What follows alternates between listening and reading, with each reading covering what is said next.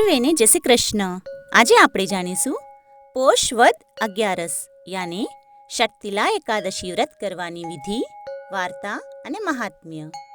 યુધિષ્ઠરે ભગવાન શ્રી કૃષ્ણને પૂછ્યું, હે જગતના નાથ, પોષ મહિનાના કૃષ્ણ પક્ષમાં કઈ એકાદશી આવે છે? એની શું વિધિ છે અને તેનું ફળ શું છે? કૃપા કરીને આ બધી વાતો મને કહો. શ્રી કૃષ્ણ બોલ્યા, હે નૃપશ્રેષ્ઠ, પોષ મહિનાના કૃષ્ણ પક્ષની એકાદશી શક્તિલાના નામથી પ્રખ્યાત છે. એ બધા પાપોનો નાશ કરનારી છે. મુનિ પુલસ્ત્યે એની જે પાપહારિની કથા દાલભ્ય ઋષિને કહી હતી તે સાંભળો. એક વખત દાલભ્ય ઋષિએ પુલસ્ત્ય મુનિને પૂછ્યું, હે બ્રાહ્મણ, મૃત્યુલોકમાં આવેલ પ્રાણીઓ પ્રાય ગૌહત્યા, બ્રહ્મહત્યા, ચોરી, લૂંટ, જુગાર, પરસ્ત્રીગમન જેવા પાપ કર્મો કરે છે. છતાંય એમને નરકમાં ન જવું પડે એ માટે કયો ઉપાય છે તે જણાવવાની કૃપા કરો. પુલસ્ત્યજી બોલ્યા, હે મહાભાગ, તમે ઘણો જ ઉત્તમ સવાલ પૂછ્યો છે. આ અતિ ગુપ્ત કથા છે જેને ત્રિદેવોએ કોઈને જણાવી નથી. પોષ મહિનામાં કૃષ્ણ પક્ષમાં જે એકાદશી આવે તેને શક્તિલા એકાદશી કહે છે. તેનું વિધિપૂર્વક વ્રત કરવાથી તમામ પાપો નાશ પામે છે. એ દિવસે મનુષ્યોએ સ્નાનાદિથી પવિત્ર થઈ ઇન્દ્રિયો પર સંયમ રાખીને કામ, ક્રોધ, અહંકાર, લોભ અને ચાડી ચુગલી વગેરે બુરાઈઓનો ત્યાગ કરવો. શ્રીહરિનું સ્મરણ કરીને જળથી પગ ધોઈને જમીન પર પડેલ છાણનો સંગ્રહ કરવો. એમાં તલ અને કપાસ મેળવીને 108 છાણા બનાવવા. પછી પોષ મહિનામાં જ્યારે આદ્રા અથવા મૂળ નક્ષત્ર આવે ત્યારે કૃષ્ણ પક્ષની શક્તિલા એકાદશીનું વ્રત કરવા માટે નિયમ લેવો. સ્નાન કરીને પવિત્ર થઈને શુદ્ધ ભાવથી દેવાધિદેવ શ્રીહરિની પૂજા કરવી. કોઈ ભૂલ થઈ જાય તો શ્રી કૃષ્ણનું નામોચ્ચારણ કરવું. રાત્રે જાગરણ અને હોમ કરવો. ચંદન, કપૂર, નૈવેદ્ય વગેરે સામગ્રીથી શંખ, ચક્ર અને ગદા ધારણ કરનારા શ્રીહરિની પૂજા કરવી. તલ અને ચોખાની ખીચડી બનાવી નૈવેદ્ય ધરાવવું. ત્યારબાદ ભગવાનનું સ્મરણ કરીને વારંવાર શ્રી કૃષ્ણનું નામોચ્ચારણ કરતાં કરતાં કોળું, નાળિયેર અથવા બીજોરાના ફળથી ભગવાનની વિધિપૂર્વક પૂજા કરીને અર્ઘ્ય આપવું. બીજી બધી સામગ્રીના અભાવમાં 100 સોપારીઓ દ્વારા પણ પૂજન અને અર્ઘ્યનું દાન કરી શકાય છે. અર્ઘ્યનો મંત્ર આ પ્રમાણે છે. હે શ્રી કૃષ્ણ, આપ ઘણા દયાળુ છો. અમારા જેવા આશ્રયહીન જીવો માટે આપ આશ્રયદાતા બનો. અમે સંસાર સમુદ્રમાં ડૂબી રહ્યા છીએ. આપ અમારા પર પ્રસન્ન થાઓ. આપને નમસ્કાર છે. મેં આપેલ અર્ઘ્ય આપ લક્ષ્મીજી સાથે સ્વીકારો. ત્યારબાદ બ્રાહ્મણની પૂજા કરવી. એને પાણીથી ભરેલો ઘડો આપવો. સાથે છત્રી, પગરખાં અને વસ્ત્રનું દાન કરવું. દાન કરતી વખતે એવું કહેવું, હે શ્રી કૃષ્ણ, આ દાન દ્વારા તમે મારા પર પ્રસન્ન થાઓ. પોતાની શક્તિ પ્રમાણે શ્રેષ્ઠ બ્રાહ્મણને કાળી ગાયનું દાન કરવું. સાથે વિદ્વાન પુરુષે તલથી ભરેલ પાત્રનું દાન પણ કરવું. એ તલ વાવવાથી એમની જેટલી શાખાઓ ઉત્પન્ન થાય છે એટલા 1000 વર્ષો સુધી એ સ્વર્ગલોકમાં વાસ કરે છે.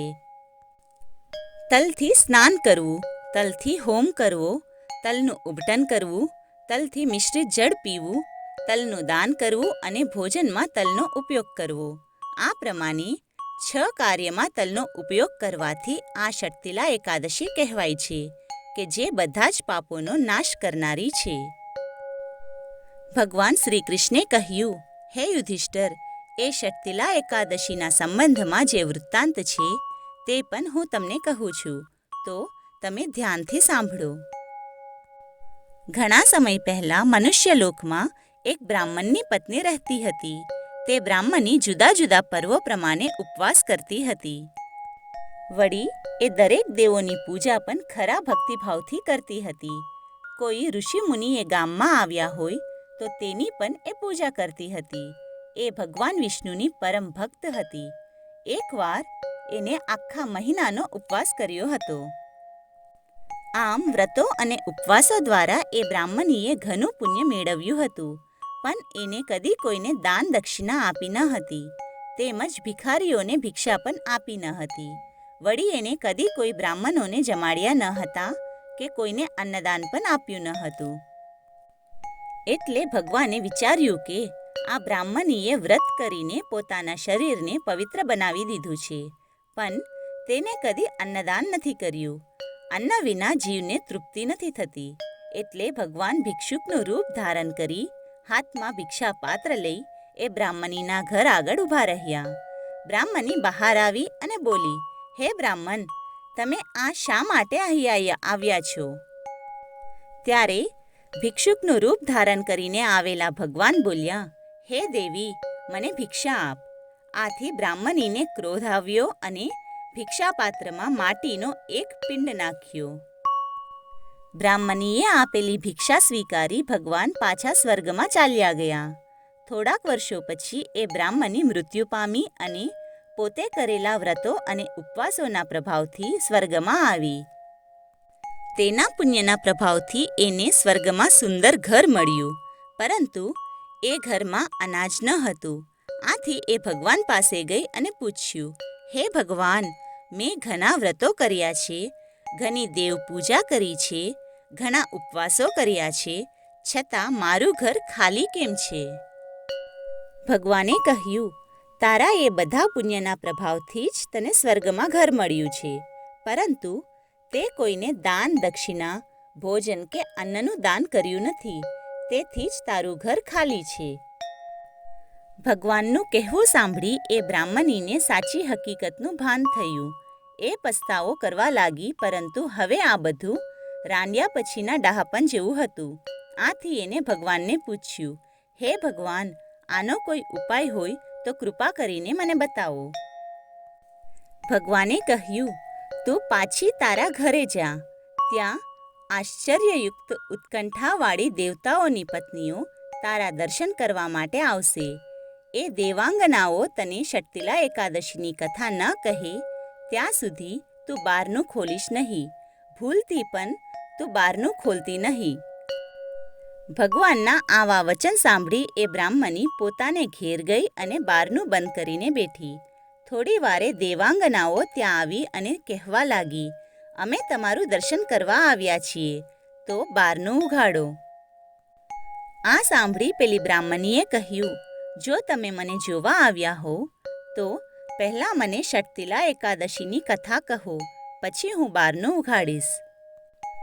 થોડી વાર સુધી તો એ દેવપત્નીઓમાંથી કોઈએ તેને ષટતિલા એકાદશીના વ્રતનું મહાત્મ્ય કહ્યું નહીં, પરંતુ છેવટે એક દેવપત્ની કે જેને આ બ્રાહ્મણીને જોવાની ઘણી જ ઉત્કંઠા હતી, તે બોલી, મને તમને જોવાની ઘણી જ ઈચ્છા છે. હું તમને ષટતિલા એકાદશીની કથા કહું છું, તમે સાંભળો. અને ત્યાર પછી એ દેવપત્નીએ એને મહાત્મ્ય સહિત કથા કહી. આમ એ એકાદશીની કથા સાંભળ્યા પછી પેલી બ્રાહ્મણીએ બારણા ઉઘાડ્યા અને દેવાંગનાઓએ એના દર્શન કર્યા. એ બ્રાહ્મણીનું રૂપ અપ્સરા કરતાં પણ ચડિયાતું હતું.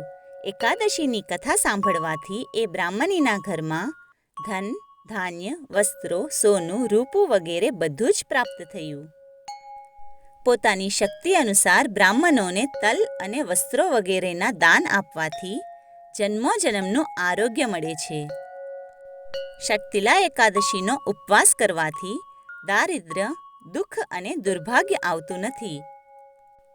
કોઈ સુપાત્રને વિધિ પ્રમાણે જે દાન દેવાય તે સર્વ પાપોનો નાશ કરનાર થાય છે. તેમજ એ દાન કરનારને કોઈ પણ જાતનું નુકસાન થતું નથી અને શરીરમાં કોઈ શ્રમ પણ થતો નથી.